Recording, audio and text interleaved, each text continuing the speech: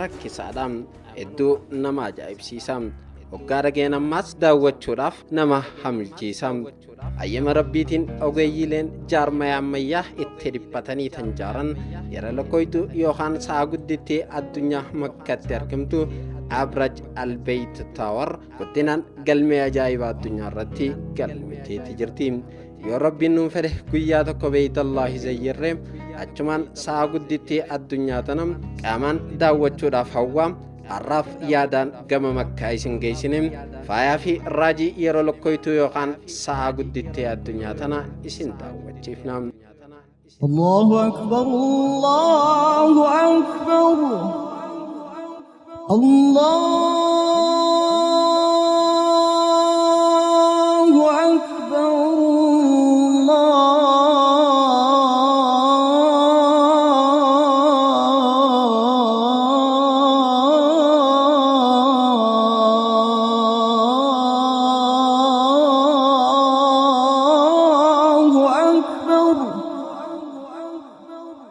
Musliimoonni miiliyoonaan lakkaa'aman waggaatti sirna dirqama hajjii raawwachuudhaaf kan ittiin naanna'an. Musliimoonni biiliyoonaan lakkaa'aman ammas guyyatti salaataaf fuula isaanii kan itti deebisan.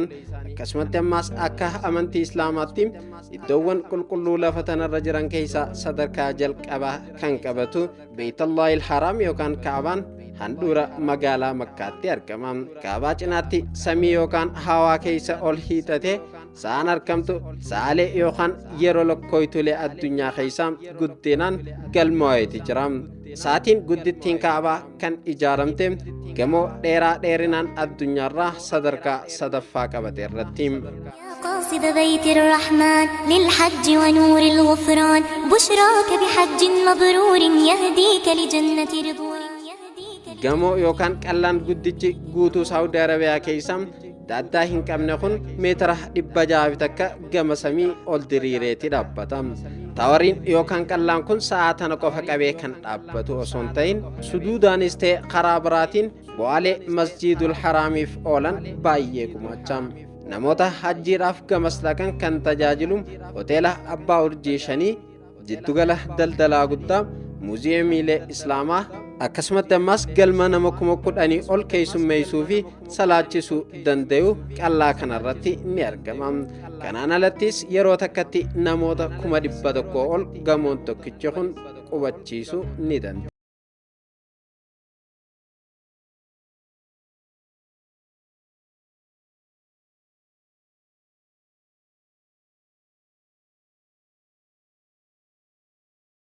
Clock Tower yookaan gamoo sa'a makkaa kana ijaaruudhaaf teekinooloojiilee qaroomni irra geetti fayyadamuudhaan kaampaaniileen garaagaraa kan itti hirmaatan hoggaa ta'u kubbaaniyaan jaarmee Saawudi Arabiyaa guddichi Billaadan Groups ijaarsa isaa hanga maayyitti xumureeti jira.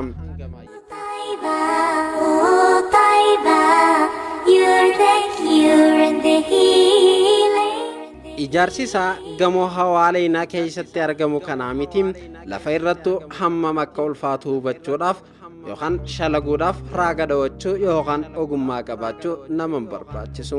Handhuura islaamaa tan taate makkatti sa'aan samii keessa ol dheerattee dhaabbattu tun garuu addunyaarraa daaddaa hin qabdu.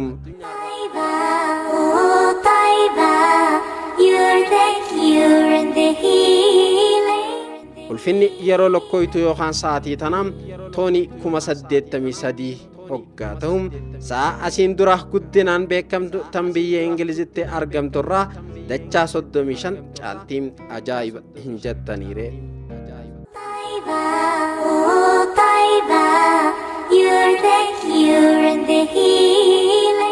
Dhaabbanni yookaan ol dheerinni sa'a tanaa ol dheerina qallichaa yookaan gamichaa osoo hin dabalatin meetira 250 takka kan ol hiixate hoggaa ta'u roga afraniinis fageenya kiiloomeetira 25 irraa ni mul'ata.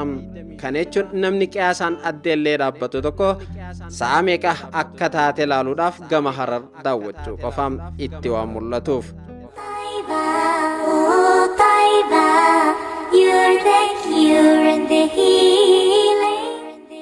fuuldurri yookaan fulleen sa'aatichaa qofti meetira 83 oloo meetira 67 immoo gama dalgaa yookaan cinaachaa dheerata. Nama akkaan dheeratee 40 takka yoo wal gubbaa dhaabbate fuullee yookaan agarsiiftuu sa'aatanaatti hin qixxaatu jechuudha. Bakki daqiiqaa agarsiiftuu qofti meetira 23 hoggaa ol fagaatu bakki sa'a agarsiiftuu meetira 17 ol dheerata.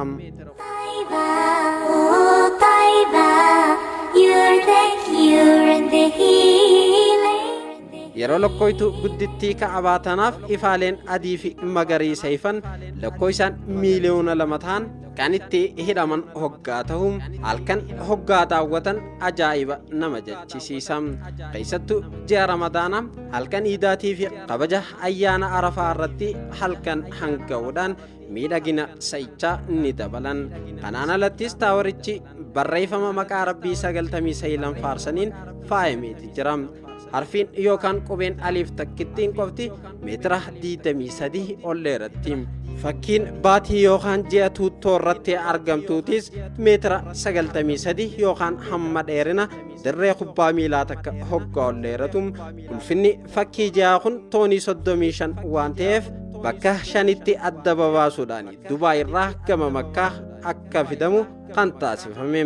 Booda achitti walitti kakkaayame.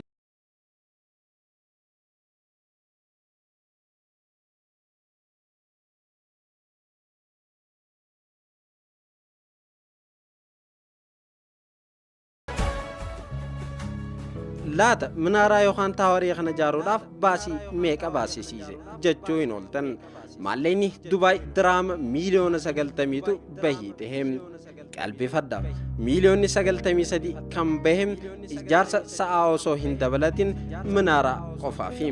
Walumaa galatti ijaarsa piroojeektii kanaatiif doolaarri Ameerikaa biiliyoona 15 kaaznaa mootummaa Saawudi Arabiyaa keessaa bahii ta'eeti jira. Faayidaa inni kennu yoo laalle immoo maallaqni maaliif jira jechuun keessan waan hin oolleef ammas turtii ce'umsaatiin booda nafaana tura.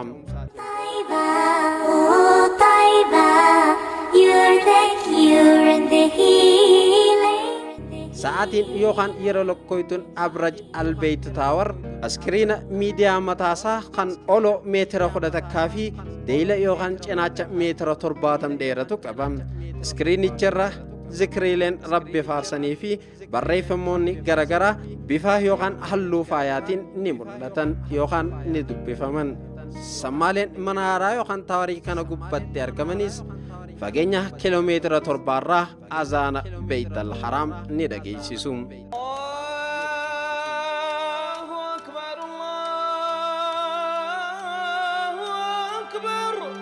Ambara kan nama dinqisiisu yeroo azaanni godhamu ifaaleen 20 takkan samii Makkaa waan ibsaniif yookaan addeessaniif namoonni gurraan hin dhageenye halaalaa arguudhaan yeroon salaataa ga'uu ni hubatan. Kanaan alattis taaworiin kun seenaa Ramadaanaa baatiin bahuu itti ilaaluudhaafis ni tajaajila.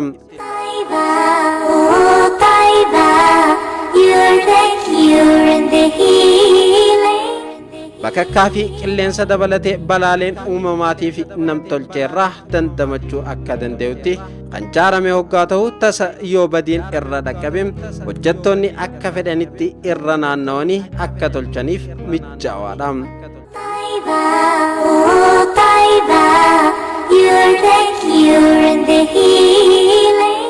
Sa'aan guddittii fi bareedduun sadarkaa hayyoominni ilma namaa irra ga'een hojjetame kun waggaa 3 akka har'aa bara 2012tti eebbifame tajaajila jalqabe. قاصد بيت الرحمن للحج ونور الغفران بشراك بحج مبرور يهديك لجنة رضوان. Kan arra dhageessan irraa waa hedduu akka hubattan abdii qabna. Fuulduraaf warra ijaan dhaqee daawwatu waa godhu jecha